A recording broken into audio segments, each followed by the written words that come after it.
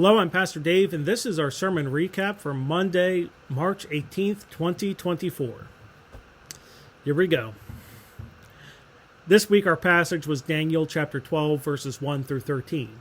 And in this passage, God shows Daniel what is to come at the end of the age.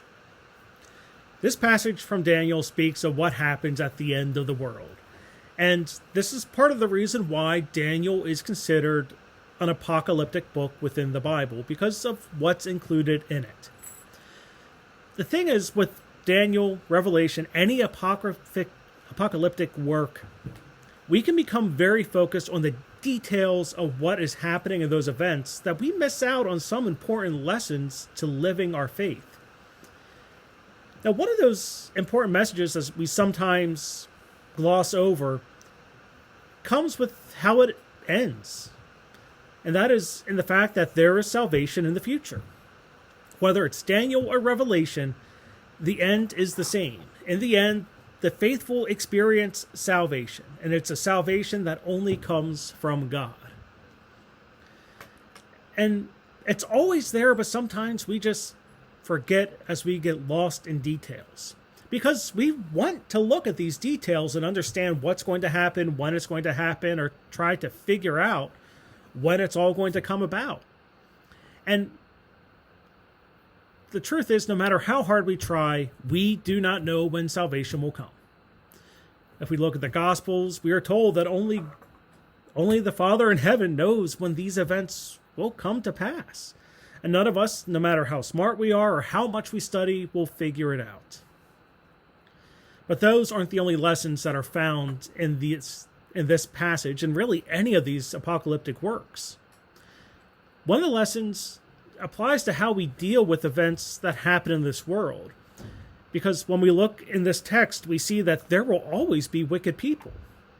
It's part of life on earth that this is a broken world. Not everyone is inherently good, and some people will not be good on their own. And truth be told, this is part of the reason for the sending of Christ, because we can't achieve salvation on our own. No one is good enough.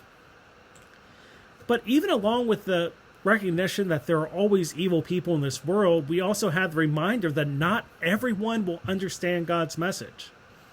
And we see this all the time when Scripture is quoted out of context, or it's used as a means of counteracting a faithful person. We can't help but forget or remember that the Pharisees were just like this. They knew Scripture, they knew the law, but no matter how much what they knew and what they did, they always seemed to miss the larger purpose of the law.